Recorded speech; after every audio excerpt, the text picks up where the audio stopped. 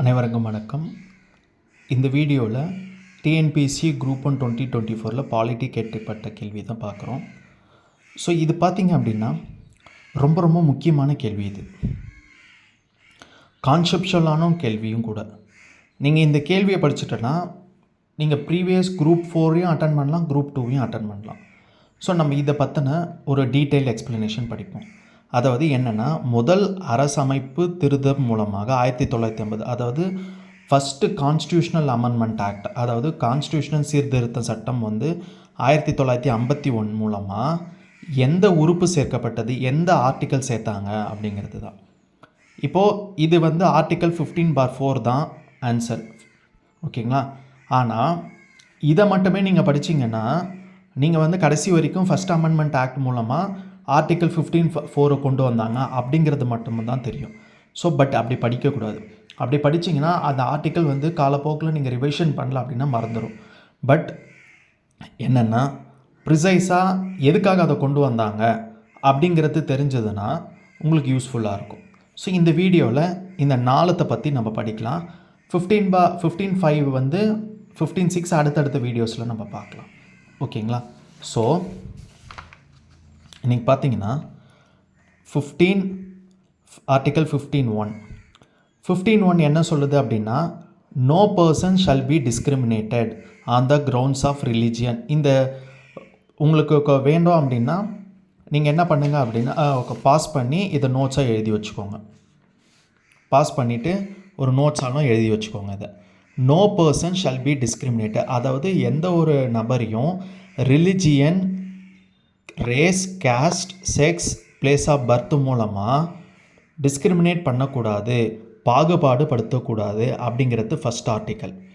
ரெண்டாவது ஆர்டிக்கல் என்ன சொல்லிதுன்னா, அதே no person shall be discriminated, அதாவது religion, race, caste, place of பர்த்ன்ற ஒரே ஒரு காரணங்கள், இந்த காரணங்கள்லாம் காட்டி ஷாப்ஸு, ரெஸ்டாரண்ட்ஸு இங்கெல்லாம் அலோ பண்ணாமல் இருக்கக்கூடாது அப்படின்னு சொல்லியிருப்பாங்க. மூணாவதாக என்ன சொல்லியிருப்பாங்க அப்படின்னா, state shall make provisions for women and children அப்படின்னா, அதாவது உமனுக்கும் சில்ட்ரனுக்கும் நீங்கள் என்ன பண்ணலாம் அப்படின்னா சில சலுகைகள் மூலமாகவே சலுகைகள் கொடுக்கலாம் அப்படின்ட்டு.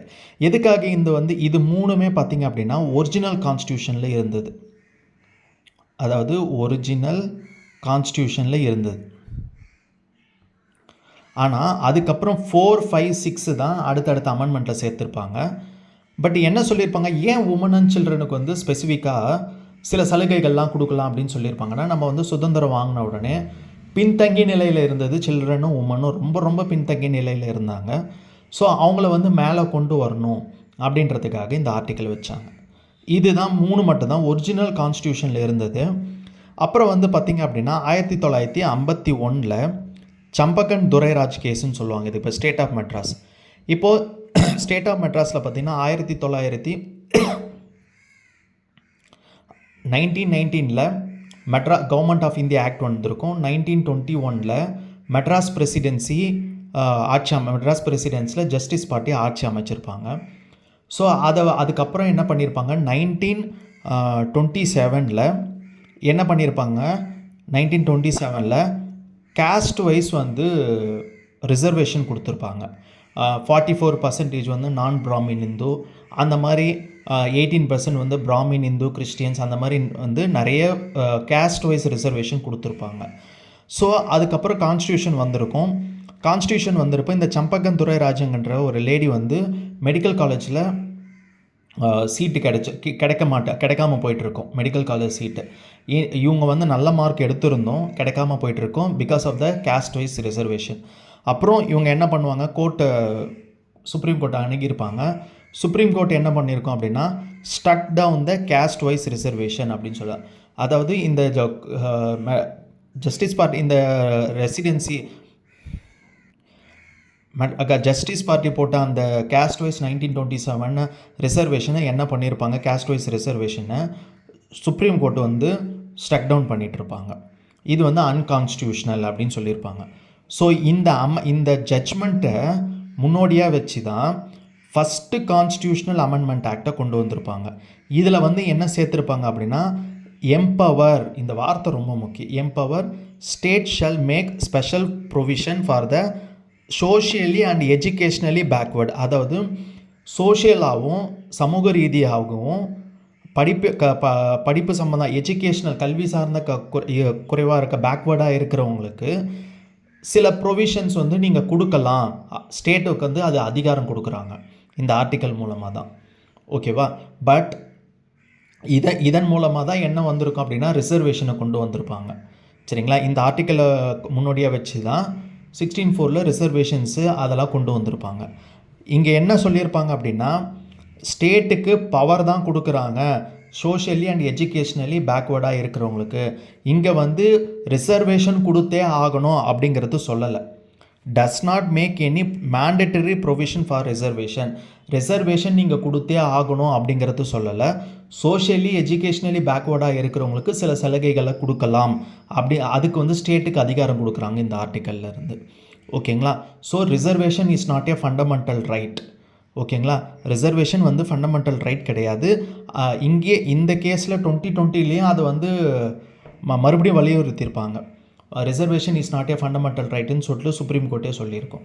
ஸோ இந்த கேஸ் மூலமாக தான் என்ன வந்திருக்கும் அப்படின்னா ஆர்டிக்கல் 15(4) ஃபஸ்ட்டு கான்ஸ்டியூஷனல் அமெண்ட்மெண்ட் 1951 வந்திருக்கும். ஓகேங்களா? நல்லா கவனிங்க. 1, 2, 3 மட்டும்தான் ஒரிஜினல் கான்ஸ்டியூஷனில் வந்திருக்கும். 4, 5, 6 வந்து அடுத்தடுத்த அமெண்ட்மெண்ட்டில் தான் வந்திருக்கும். 5, 6 வந்து அடுத்தடுத்து நம்ம வீடியோஸில் பார்க்கலாம், வேறு எதனா ப்ரீவியஸ் இயர் கொஷின் பேப்பர் வரும்போது. ஸோ இங்கே பார்த்திங்க அப்படின்னா 4 வந்து எந்த கான்ஸ்டியூஷனல் அமெண்ட்மெண்ட் ஆக்ட்னா ஃபஸ்ட்டு கான்ஸ்டியூஷனல் அமெண்ட்மெண்ட் ஆக்ட்டு. எதன் மூலமாக? சம்பகன் துரைராஜ் கேஸ் மூலமாக தான் சுப்ரீம் கோர்ட்டு கேஸ்ட் வைஸ் ரிசர்வேஷனை ஸ்டக் டவுன் பண்ணியிருப்பாங்க. ஸோ அதனால் இந்த ஆர்டிக்கலில் சேர்த்துருப்பாங்க என்னென்னா அதாவது சோஷியலி எஜுகேஷ்னலி பேக்வேர்டாக இருக்கிறவங்களுக்கு ஸ்டேட் வந்து சில சலுகைகளை கொடுக்கலாம் அப்படின்னு சொல்லிட்டு ஸ்டேட்டுக்கு பவர் கொடுத்துருப்பாங்க.